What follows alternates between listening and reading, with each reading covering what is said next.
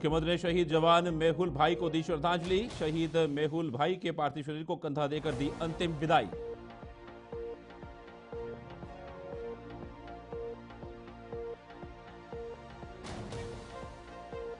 मुख्यमंत्री विष्णुदेव साय द्वारा महत्वपूर्ण बैठक का आयोजन किया गया। इस बात की जानकारी उप मुख्यमंत्री द्वारा दी गई।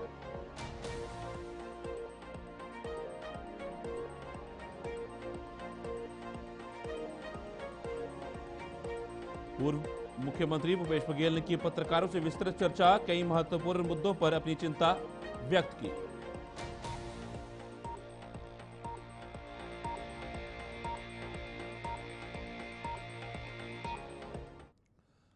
नमस्कार, छत्तीसगढ़ खास खबरें देख रहे हैं आप सब। मैं हूं आपके साथ साहिल कीरनी। नजर डालेंगे कुछ खास और अहम खबरों के ऊपर। मुख्यमंत्री विष्णुदेव साय ने बीजापुर जिले के उसूर क्षेत्र में नक्सल विरोधी अभियान के दौरान अदम्य साहस का परिचय देते हुए शहीद सीआरपीएफ कोबरा बटालियन के कांस्टेबल सोलंकी मेहुल भाई नंदलाल को भावभीनी श्रद्धांजलि अर्पित की और पार्थिव शरीर को कंधा देकर उनके गृह राज्य रवानगी से पूर्व अंतिम विदाई दी। मुख्यमंत्री ने आज माना स्थित चौथी वाहिनी छत्तीसगढ़ सशस्त्र बल परिसर पहुंचकर शहीद के पार्थिव शरीर पर पुष्प चक्र अर्पित किए और उन्हें नमन किया। मुख्यमंत्री साय इस मौके पर शहीद के परिजनों के प्रति अपनी संवेदनाएं व्यक्त की और ईश्वर से उन्हें इस कठिन समय में शक्ति प्रदान करने की प्रार्थना की। मुख्यमंत्री ने कहा कि शहीद मेहुल भाई की वीरता और देशभक्ति हमेशा याद रखी जाएगी। मुख्यमंत्री साय ने कहा कि पिछले 1 वर्ष से नक्सल विरोधी अभियान तेज हुई है और हमारे जवानों ने नक्सलवाद से डटकर मुकाबला कर बड़ी सफलताएं हासिल की हैं।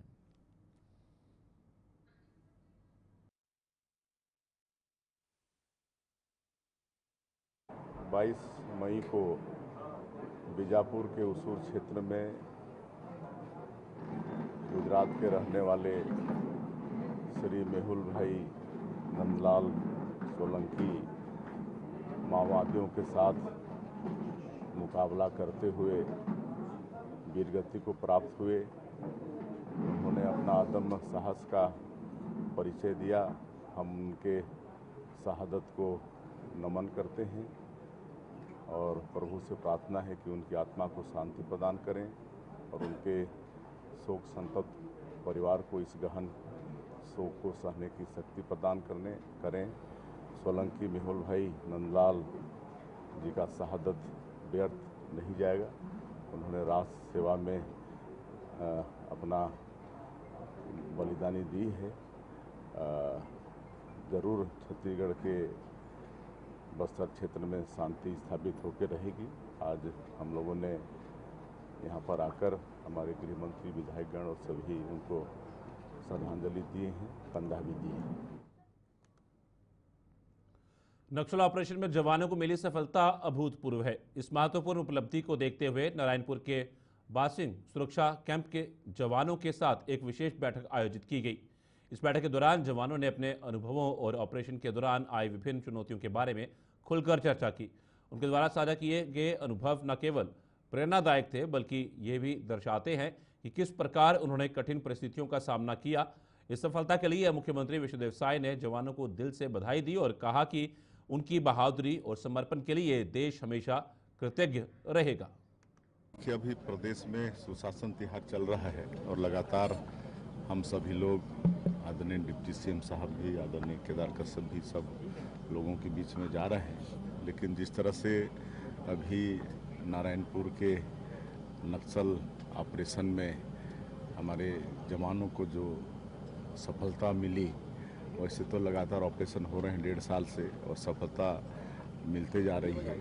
लेकिन अभी की जो सफलता, ये अभूतपूर्व सफलता, तो हम लोगों से रहा नहीं गया और हम लोग आज स्वराज तिहार के माध्यम से यहाँ पर आए हैं बासिंग की सुरक्षा कैंप में और यहाँ पर जवानों से मिले हैं और उनकी जो ऑपरेशन में जो उनका अनुभव वो सब भी उनका सुने हैं। बड़ा रोमांचक रहा है और इस सफलता के लिए सभी जवानों को बहुत बहुत धन्यवाद देते हैं, विशेषकर हमारे छत्तीसगढ़ पुलिस के और केंद्रीय जवान जो हमेशा लड़ रहे नक्सलवाद से, उनको सलाम करते हैं और पूरा हम लोग को भरोसा है कि जो संकल्प माननीय प्रधानमंत्री जी और गृह मंत्री जी का है 31 मार्च 2026 तक पूरे देश से नक्सलवाद को समाप्त करने का, वो अवश्य पूरा होगा। और छत्तीसगढ़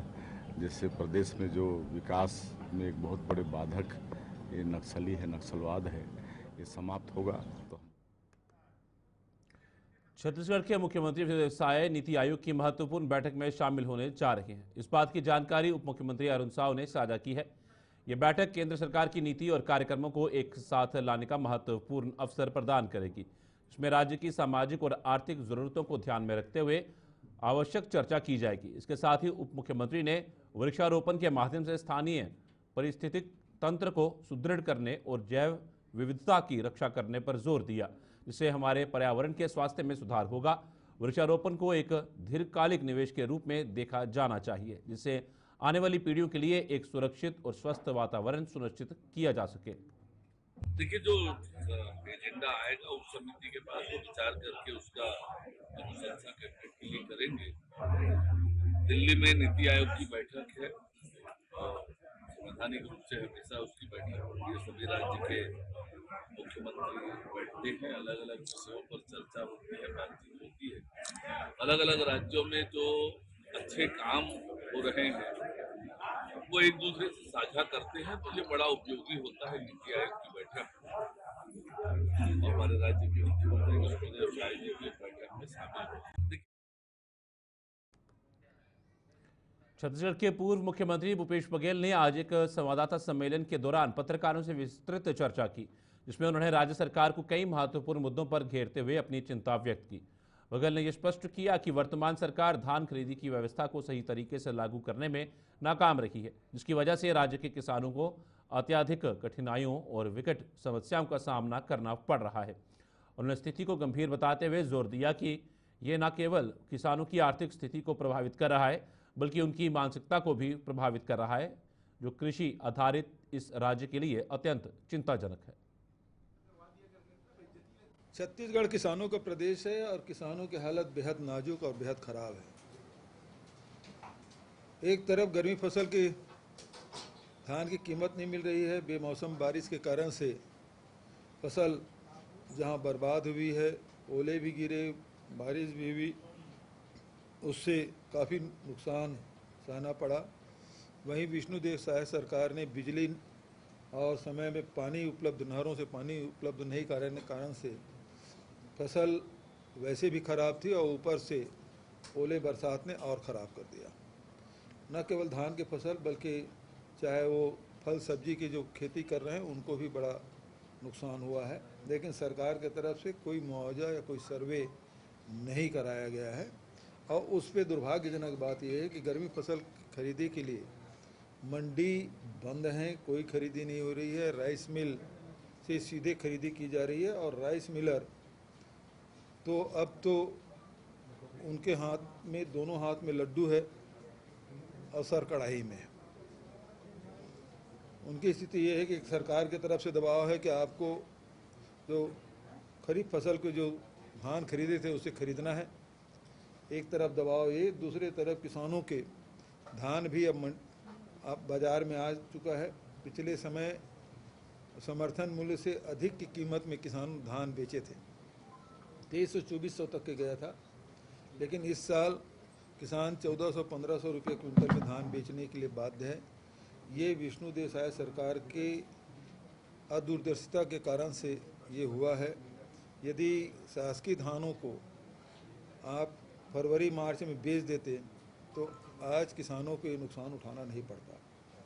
दूसरी तरफ अभी अब बरसाती फसल की तैयारी कर रहे हैं किसान, लेकिन किसान जा रहे हैं सोसाइटियों में, पता कर रहे हैं, क्योंकि बारिश आने वाली है और उसके पहले सभी किसान खाद बीज की व्यवस्था कर लेते हैं। लेकिन दुर्भाग्यजनक स्थिति। आज नगर निगम जोन 7 के अंतर्गत सुशासन तिहार के अवसर पर आयोजित एक समाधान शिविर का कार्यक्रम पंडित दीनदयाल उपाध्याय ऑडिटोरियम में संपन्न हुआ। इस महत्वपूर्ण कार्यक्रम में पूर्व कैबिनेट मंत्री और रायपुर पश्चिम के विधायक राजेश मूणत ने अपनी उपस्थिति दर्ज कराई।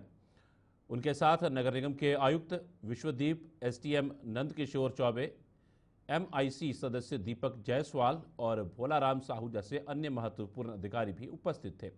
इसके अलावा वार्ड पार्षद आनंद अग्रवाल, अपर आयुक्त विनोद पांडे और कृष्णा खटीक भी इस कार्यक्रम के हिस्से के रूप में शामिल हुए। इस शिविर के दौरान राजेश मूणत ने रायपुर नगर निगम तथा विभिन्न सरकारी विभागों के स्टॉलों का विस्तार से निरीक्षण किया।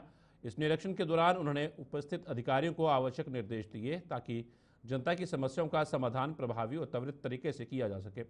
विभिन्न सरकारी विभागों के अधिकारीगण विभागीय स्टॉलों में मौजूद रहे।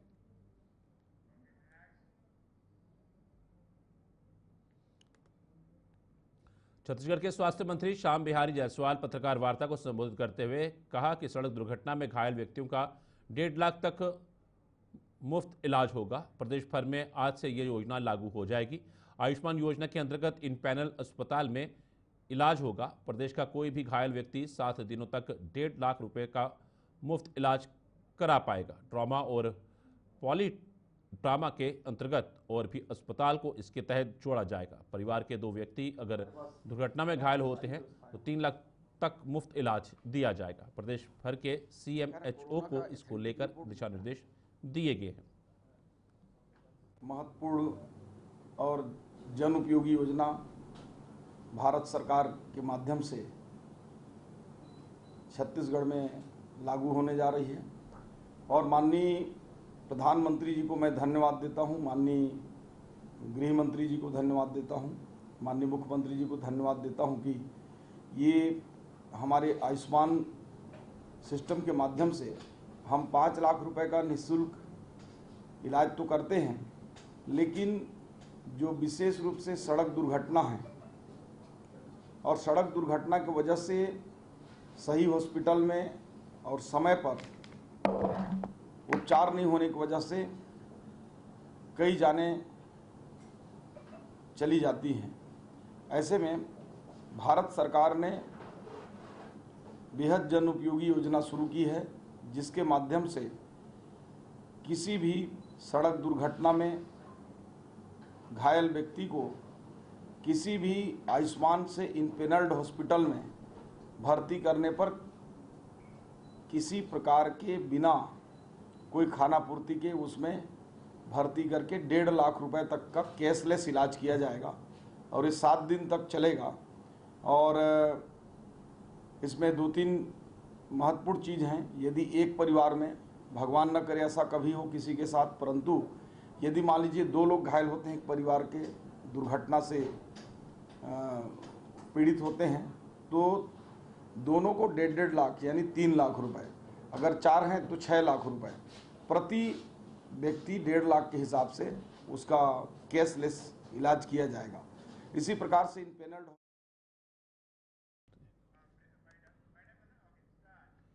छत्तीसगढ़ के स्वास्थ्य मंत्री श्याम बिहारी जायसवाल ने आज रायपुर स्थित दंत चिकित्सा महाविद्यालय का दौरा कर वहां की व्यवस्थाओं और स्वास्थ्य सुविधाओं का जायजा लिया। इस दौरान स्वास्थ्य विभाग के सचिव अमित कटारिया भी उपस्थित रहे। निरीक्षण के दौरान उन्होंने अस्पताल में इलाज के लिए आए मरीजों और उनके परिजनों से मुलाकात की, उनका कुशलक्षेम जाना और स्वास्थ्य सेवाओं की गुणवत्ता के बारे में जानकारी ली। मंत्री जायसवाल ने अस्पताल प्रबंधन और अधिकारियों के साथ चर्चा कर मरीजों को बेहतर सुविधाएं प्रदान करने के लिए आवश्यक कदम उठाने के निर्देश दिए।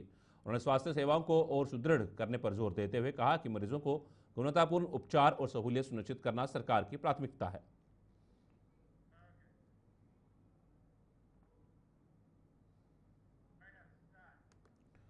छत्तीसगढ़ी खास खबरें फिलहाल इतना ही। दीजिए इजाजत। नमस्कार।